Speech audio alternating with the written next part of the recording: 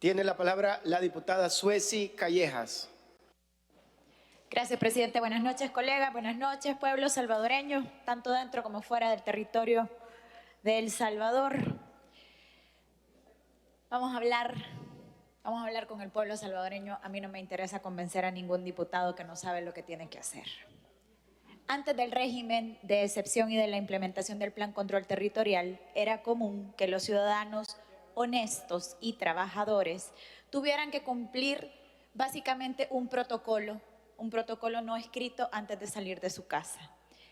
Algo no oficial, porque de lo contrario su vida corría peligro. Las pandillas, los mareros, habían establecido leyes no escritas que los ciudadanos tenían que cumplir para poder salvaguardar sus vidas y la de sus familias. Yo voy a dar 5 ejemplos nada más. Al andar por la calle, todos, la población salvadoreña, la que anda en la calle trabajando, tenía que resguardar todos sus objetos de valor por temor a que alguien se los quitara en el transporte público. Incluso aquellos que tienen la posibilidad de tener un carro, una moto, también tenían miedo. Cada alto, cada semáforo era una posibilidad de ser asaltado, de que llegaran pandilleros con armas y te quitaran lo que fuera que tuvieras. Los niños y los jóvenes dejaban las escuelas por ahí de los 12, 14 años. ¿Por qué? Porque era el momento en el que los andaban buscando para brincarlos. Y si no se dejaban brincar, es decir, formar parte de la pandilla de manera obligatoria, los mataban. Simplemente. Y las niñas y las adolescentes eran violadas y amenazadas todo el tiempo si tenías la mala suerte de gustarle a un pandillero. Las familias no podían transitar libremente debido a esas fronteras que ellos habían puesto. De la tienda en adelante no se puede pasar, ese túmulo nos divide, esa acera ya no es tuya, ahí ya no podés caminar. A ciertas horas ya no se podía circular por muchos lugares del país y para entrar a tu propia colonia, si tenías carro, tenías que apagar las luces para que ellos te vieran, tenías que bajar los vidrios y que ellos te llegaran a revisar. Y si por casualidad tenías familiares que vivieran en otra colonia que no era la tuya, tenías que pedir permiso, porque de lo contrario no los iban a dejar entrar. Y 5, cada vez que la población salvadoreña salía de su hogar, todo padre, toda madre, toda abuela, todo abuelo, todo tía, todo tío, se quedaba con el Cristo en la boca, rezando de que sus hijos o ellos mismos regresaran con vida de donde fuera que iban. Y lo anterior ocurría en cada municipio, en cada departamento de todo el país. Ahora bien, la ineptitud de los gobiernos anteriores ha sido voluntaria. Decidieron ser ineptos, decidieron incluso pactar con ellos, darles dinero a cambio de votos, darles dinero a cambio de que fueran su brazo territorial para poner candidatos, para ganar alcaldías e incluso para ganar diputados y para ganar eventualmente la presidencia. Ahora bien, eso también generó que cientos de miles de salvadoreños tuvieran que huir de manera ilegal, sobre todo a Estados Unidos. Y los que podían un poquito más, se iban tal vez a Europa, a pasarla mal sobre todo los primeros años, pero iban huyendo. Nosotros hemos tenido la oportunidad de hablar directamente con varias personas, varios grupos de salvadoreños que viven en el exterior. No hay uno solo que no te cuente una historia macabra de por qué se tuvo que ir. Recientemente, una salvadoreña en el exterior me confió que mientras ella estaba en el hospital, recién había tenido a su hija y había tenido muchísimos problemas, ella es del oriente del país. Lastimosamente, Mataron con lujo de barbarie al papá de su hija. Y todo porque él era hijo de un sargento, de un militar. Y él no quiso entregarle a su papá a las pandillas. Entonces los pandilleros decidieron descuartizarlo. Y ella salió del hospital con niña en brazos, con la noticia, a recibir la noticia de que al papá de su hija lo habían descuartizado. El régimen de excepción ha sido una opción de este gobierno debido a un horrible fin de semana en marzo del año pasado, en donde mataron a más de 80 salvadoreños en un solo fin de semana. Y lo hicieron para medir fuerzas, porque ellos siempre salían a matar cada vez que les daba la gana para medir fuerzas, porque se encontraban con un Estado cobarde que no tomaba decisiones y que siempre estaba acorralado para tener que negociar. Y así nos vendieron un proceso de tregua y nos vendieron que era necesario pactar de esa forma. Ya varias veces hemos hablado de esto. Población salvadoreña, ustedes lo han vivido, ustedes lo han visto. Pollo campero, prostitutas, fiestas, saldo de teléfonos celulares, señal abierta para que ellos extorsionaran desde los penales, básicamente lo que ellos pidieran, televisión, estupideces. Pactaron la vida de salvadoreños a cambio de estupideces. Y entonces, los negocios lo ganaban los funcionarios de los gobiernos anteriores y la sangre la ponía el pueblo salvadoreño. Chivo, ¿verdad? Porque, ojo, en las casas de ellos no pasaba nada. Ellos no salían con el Jesús en la boca. Ellos no se andaban cuidando si en el semáforo los iban a agarrar o no. Actualmente, gracias al régimen de excepción y a las estrategias de seguridad implementadas por este gobierno, sí, por el gobierno del presidente Nayib Bukele, lástima a quien le duela, pero quien no y quien está allá afuera, quien está en la calle y quien sabe que su hija, su hijo, incluso su vida está resguardada por primera vez. Y ojo, para aquellos que andan ahí jactándose de que este país se protege la vida, ¿cómo es posible que digan que se protege la vida si nunca tomaron una decisión para realmente proteger el derecho fundamental a la vida? Y en los momentos más críticos que hemos vivido, decidieron que era más importante o la libertad de circulación, o la propiedad privada, o las libertades económicas antes que la vida. Entonces no seamos hipócritas, no sean hipócritas, dejen de mentir. Ahora bien, se dan golpes de pecho diciendo que ahora sí van a proteger la vida. Y eligen y cuentan estas historias de sí, la Rosa de Guadalupe, y es que, disculpen, pero... Ahora bien, gracias al régimen de excepción, que ya se comprobó una vez más, porque lo bonito de decir la verdad es que los hechos están ahí, se viven, es algo que podés contar. Al principio de esto, si se acuerdan todos, decían que nos iban a encerrar a todos, que iba a haber un toque de queda, que básicamente El Salvador iba a ser un caos total por el régimen de excepción. Eso no ha pasado. Ahora, si usted es pandillero, pues sí, debe andar huyendo a causa del régimen de excepción. ¿Qué pasa ahora? Con régimen de excepción, las familias salvadoreñas pueden circular libremente por sus colonias, cantones, caseríos, sin esas fronteras imaginarias, sin miedo a perder la vida, sin miedo a perder sus pertenencias, sin miedo a que se metan de repente a tu casa y te saquen, porque hasta eso hacían.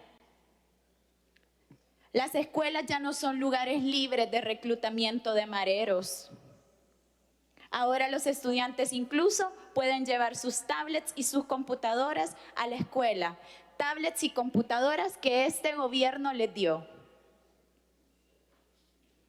Los emprendedores y comerciantes, los empresarios ya no están pagando renta a las pandillas. Y cuando digo empresarios, hablo desde el microempresario hasta el gran empresario. Vayan a preguntarle a sus amigos cuánto se han ahorrado en concepto de extorsiones, porque aquí todo mundo pagaba extorsiones. La población incluso puede asistir a eventos culturales, deportivos, turísticos en la calle, gratuitos, a conciertos. Cuando en El Salvador había habido tanta oferta cultural al mismo tiempo. Si incluso para programar hay que ver si no hay un concierto más grande para poder programar en otros espacios, e incluso si se puede, se programan diferentes actividades al mismo tiempo y todas se llenan. Al finalizar cada jornada de trabajo, de estudio, las familias salvadoreñas se reencuentran en su casa, tranquilos. Incluso en un momento hubo una ola de asaltos en el transporte público y se controló inmediatamente. Por primera vez, este país vive un ambiente seguro, vive un ambiente tranquilo, de verdadera paz, de verdadera libertad. Y por supuesto, esto es un proceso. Pero por primera vez lo estamos disfrutando. Tenemos que seguirnos acostumbrando a este proceso. ¿Qué más va a suceder? Los salvadoreños en el exterior, que fueron obligados a dejar su país, porque no es que se querían ir, no es que un día se levantaron y dijeron vamos a pasar esta frontera que es tan difícil y vamos a pasar todos estos problemas y vamos allá, a ese país donde no hablamos ni siquiera el idioma, donde nadie nos quiere, donde nos discriminan. Vamos allá a conseguir cualquier trabajo el que nos den. Porque, ojo, la gente que vive afuera puede pasar fácil 24 horas trabajando. Porque la vida allá afuera no es barata. Y todavía mantienen familia acá. Esas familias, por primera vez, están claras de que pueden regresar. Ellos están viniendo a invertir a El Salvador.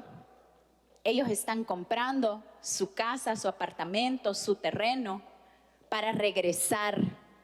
Por primera vez lo ven ahora como algo real. Y los que nos quedamos en El Salvador, ahora no solo podemos salir con tranquilidad, con libertad, sino que estamos ganando una guerra y lo estamos haciendo todos juntos. A pesar de todos los que no quieren apoyar. Pero está bien.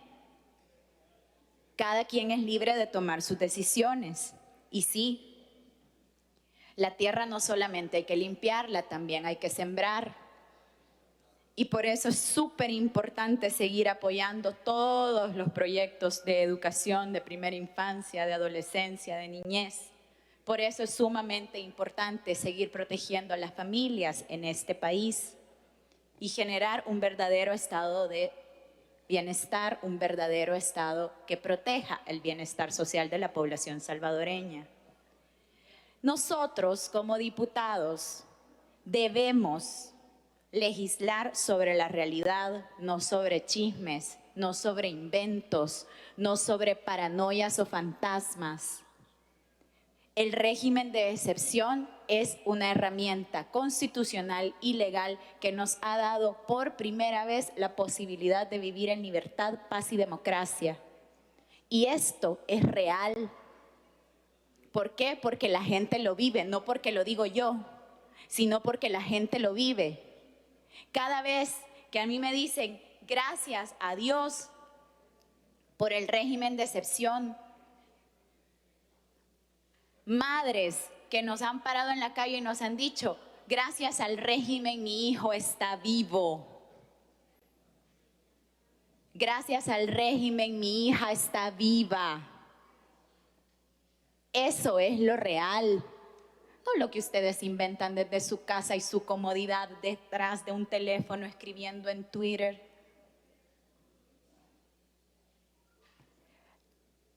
La La oposición se puede justificar porque no tuvieron, decían ellos en su momento, los números suficientes, los votos suficientes para poder tomar estas decisiones, pero bien tenían para negociar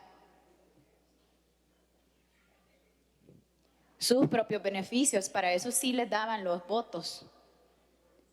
Nosotros como bancada tenemos los votos.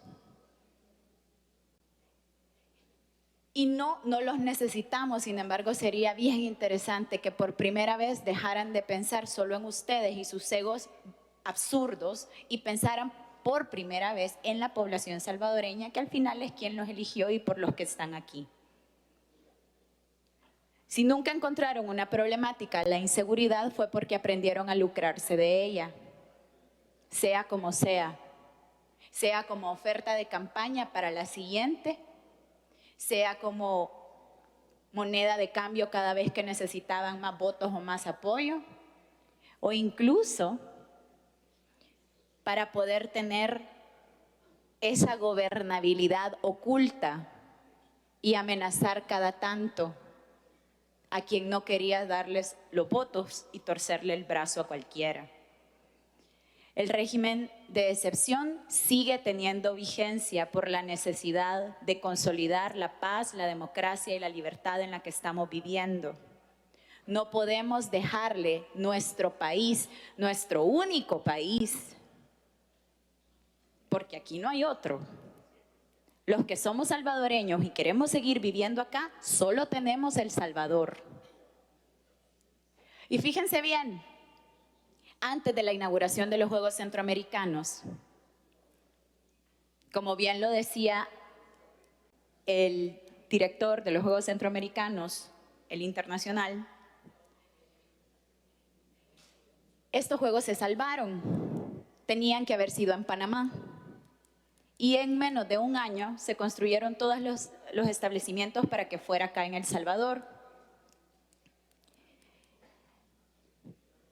Hubo problemas. Se tuvo que correr. Porque lastimosamente El Salvador en 2002 había tenido los últimos juegos y todas las instalaciones estaban prácticamente tiradas a la basura. Ahí no había nada rescatable, ahí había que votar y volver a hacer. Y a pesar de todo el esfuerzo y a pesar que era el país, era el nombre del país, sí, El Salvador, el único país que tenemos, salvo que tengan otra nacionalidad y pues sí, si las cosas no salen bien aquí se pueden ir, tengan casa en otro lado, pero los que no, pueden entender el hecho de que a nadie le interesaba fracasar. Sin embargo, la oposición estaba ansiosa por vernos fracasar. Y es completamente absurdo que tengamos una oposición a la que no le importe que fracase el país, siempre y cuando logren tener, aunque sea un momento de razón, para decir, jaja, lo hicieron mal, ven. Y gracias a Dios, al gobierno y a toda la gente que estuvo trabajando día y noche 24/7 para que eso saliera, fue un éxito. Le duela a quien le duela. Y aquí no se trata de comparar cantidad de medallas, eso es lo más absurdo que puede haber.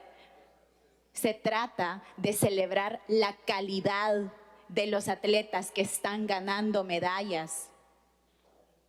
Porque la inversión que se ha dado de 2019 hacia acá.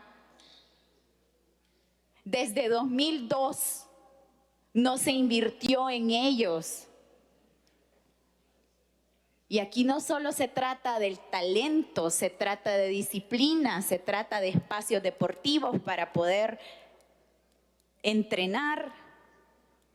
Se trata de equipos que estén trabajando para crear las mejores federaciones posibles. Y si usted no le invierte a eso, pues no va a tener buenos resultados.